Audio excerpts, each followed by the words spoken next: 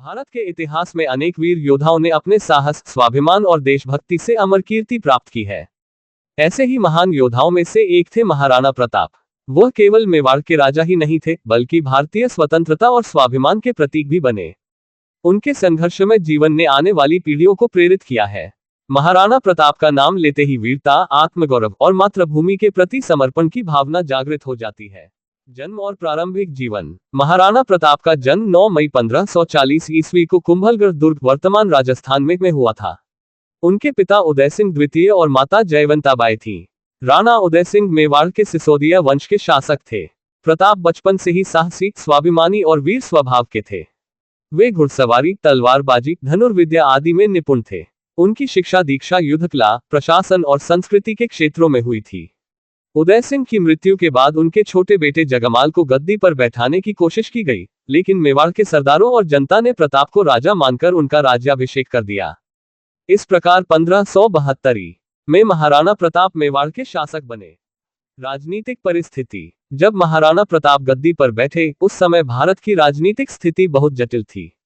मुगल सम्राट अकबर ने अधिकांश राजपूत राज्यों को अपने अधीन कर लिया था।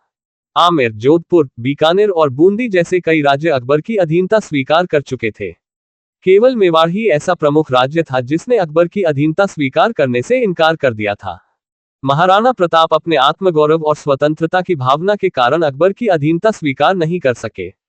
अकबर ने कई बार प्रताप को संदेश भेजकर संधि करने की कोशिश की, परंतु प्रताप ने हर बार इसे अस्वीकार कर दिया। उन्होंने स्पष्ट रूप से कहा कि मैं अपना आत्मसम्मान नहीं बेच सकता, भले ही इसके लिए मुझे अपना सब कुछ त्यागना पड़े। हल्दी घाटी का युद्ध 1576। अकबर ने प्रताप को झुकाने के लिए 1576 ईस्वी में अपने एक योग्य सेनापति मानसिंह और आसफ खां के नेतृत्व में एक विशाल सेना भेजी। ये सेना मेवाड़ के पास हल्दी घाटी नामक स्थान पर महाराणा प्रताप की सेना से टकराए। इस युद्ध में प्रताप के साथ केवल 15,000 से 20,000 सैनिक थे, जबकि मुगल सेना संख्या में अधिक थी, लगभग 80,000 सैनिकों के साथ। प्रताप के प्रमुख सहयोगियों में भामा शाह, झाला मानसिंह, हकीम खां सूर और उनका प्रिय घोड़ा चेतक शामिल थे। चेतक ने युद्ध में अद्भुत वीरता दिखाए और अंत समय तक अपने स्वामी की रक्षा की। हालांकि यह युद्ध निर्णायक नहीं रहा, परंतु यह प्रताप की वीरता, रणनीति और साहस का परिचायक बना। इस युद्ध में झाला मानसिंह ने महाराणा प्रताप का राजचिन्ह अपने ऊपर लेकर शहीद हो गए, ताकि मुगलों को भ्रम हो कि प्रताप मारे गए। चेतक घायल होने के बावजूद प्रताप को युद्धस्थल से सुरक्षित निकाल ले गया। युद्ध में प्रताप को अस्थायी रूप से हार मिली, लेकिन उन्होंने हार नहीं मानी। वनवास और संघर्ष काल। हल्दी घाटी युद्ध के बाद महाराणा प्रताप ने जंगलों, पर्वतों और गुप्त स्थानों में रहकर युद्ध जारी रखा। उन्होंने अपने परिवार के साथ जंगलों में कठिन जीवन व्यतीत किया। उनकी पत्नी और बच्चे भी इस कठिन जीवन का हिस्सा बने। कई बार उन्हें भोजन तक नहीं मिलता था। उनके बेटे अमर सिंह को घास की रोटी खानी पड़ी। इस कठिन समय में भी महाराणा प्रताप ने कभी हार नहीं मानी।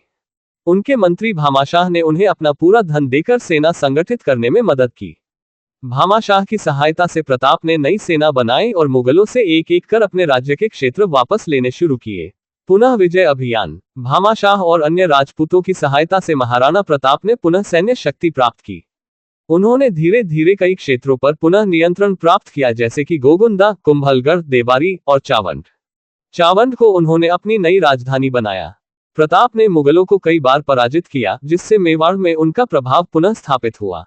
महाराणा प्रताप की मृत्यु। महाराणा प्रताप का जीवन निरंतर संघर्षों से भरा रहा। 19 जनवरी 1597 को 56 वर्ष की आयु में चावंड में उनका निधन हो गया। कहा जाता है कि मृत्यु से पूर्व उन्होंने अपने पुत्र अमर सिंह को यह आदेश दिया कि वह कभी भी मुगलों के सामने झुके नहीं, बल्कि स्वाधीनता और आत्मगौरव को बनाए रखे। महाराणा प्रताप का योगदान और विरासत। 1. स्वतंत्रता का प्रतीक। महाराणा प्रताप भारतीय इतिहास में स्वतंत्रता के प्रतीक है। उन्होंने अपनी मातृभूमि की रक्षा के लिए अपना सब कुछ न्यौछावर कर दिया, लेकिन कभी भी अकबर के आगे सिर नहीं झुकाया। 2. स्वाभिमान और आत्मगौरव। प्रताप ने यह साबित कर दिया कि आत्मगौरव के लिए बड़ा से बड़ा बलिदान भी छोटा होता है। 3. प्रेरणा स्रोत। उनका जीवन भारतीय युवाओं के लिए प्रेरणा का स्रोत है। उनकी वीरता, त्याग और संकल्प आज भी लोगों को देशभक्ति के लिए प्रेरित करता है।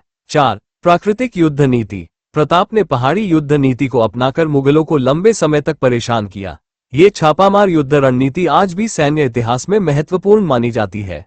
महापुरुषों द्वारा महाराणा प्रताप की प्रशंसा जवाहरलाल नेहरू ने कहा था, महाराणा प्रताप का नाम भारत के इतिहास में वीरता, आत्मबलिदान और देशभक्ति का पर्याय है। भगत सिंह ने भी उन्हें अपना प्रेरणा स्रोत माना। स्वामी विवेकानंद ने महाराणा प्रताप के आत्मसम्मान और संघर्ष को अत्यंत प्रेरणादायक बताया। निष्कर्ष, महाराणा प्रताप का जीवन एक अद्वितीय गाथा है। आत्मगौरव, बलिदान, साहस और मातृभूमि के प्रति अपार प्रेम की गाथा। उन्होंने न केवल युद्धभूमि में वीरता दिखाई, बल्कि अपने नैतिक मूल्यों और आत्मसम्मान की रक्षा के लिए कठोर जीवन भी जिया। उनके जीवन से यह सीख मिलती है कि परिस्थितियां चाहे कितनी भी कठिन क्यों न हो, यदि आत्मबल और संकल्प हो, तो कोई भी शक्ति मनुष्य को झुका नहीं सकती। आज भी महाराणा प्रताप का नाम भारतवर्ष में गर्व, प्रेरणा और राष्ट्रभक्ति का प्रतीक माना जाता है।